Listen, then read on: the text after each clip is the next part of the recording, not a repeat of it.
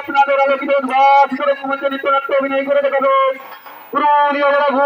সৃষ্টিকারী ওস্তাদ গুজব চন্দ্রমাতার প্রধান শিষ্য তরুণ শিল্পী নেতার চন্দ্রমা।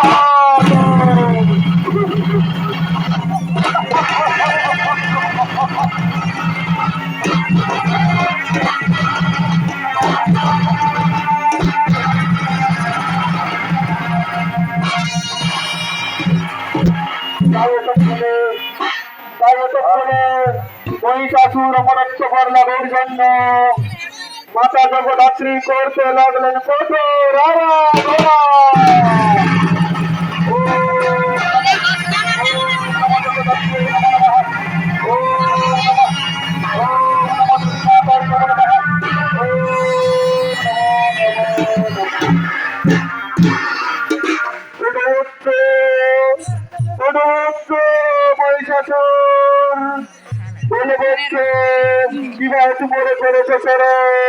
তোমার মনের কথা আমায় খুলে বলে আমি অবশ্যই মনের বাঞ্ছনা করিব পুরে। এসেছেন মাতা মোর তপস্যায় সন্তুষ্ট হয়ে মোর কাছে, তবে মোর সহস্র কোটি প্রণাম।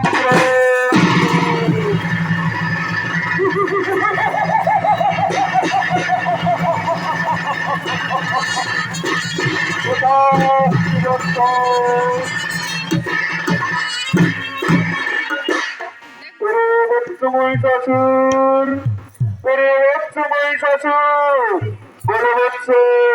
বলবৎস কি মরিছ মরে আমি তোমায় দিব তোরা করে।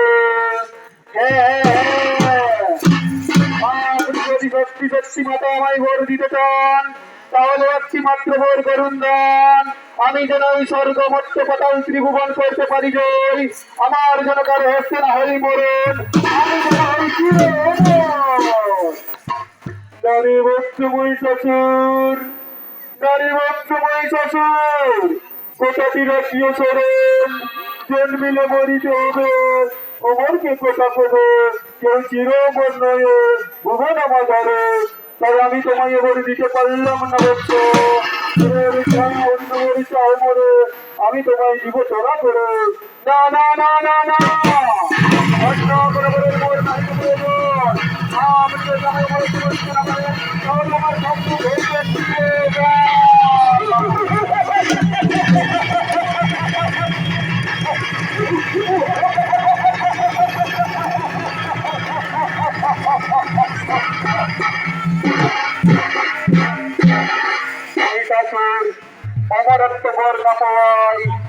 আবার ফিরে মাতা জগদ্ধাত্রীর করতে লাগলেন কঠোর আরাধনা।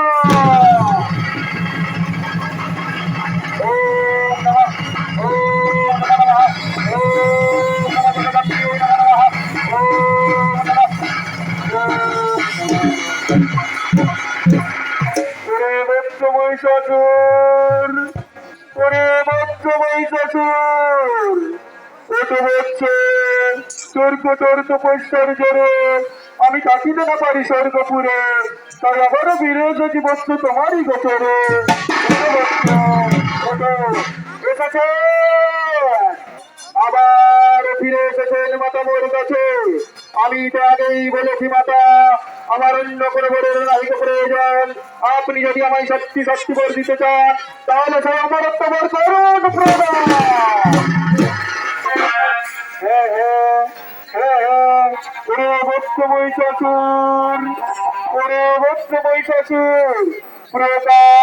আমি তোমায় সেই অমরত্ব বলি করিলাম না, কিন্তু কথাটি রাখিও সরণ, যেদিন তুমি নারীদের প্রতি করিবে অত্যাচার, নারীর উপর করিবে নির্যাতন, সেই দিন নারীর হস্তে হইবে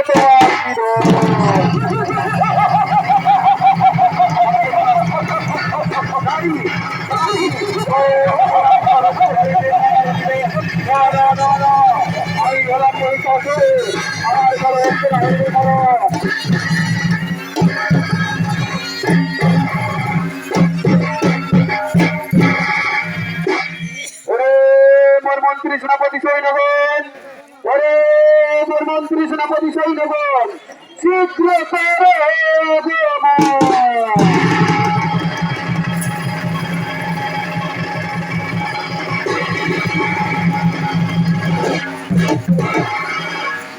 প্রণাম মহারাজ, আপনার শ্রীচরণে শতকোটি প্রণাম।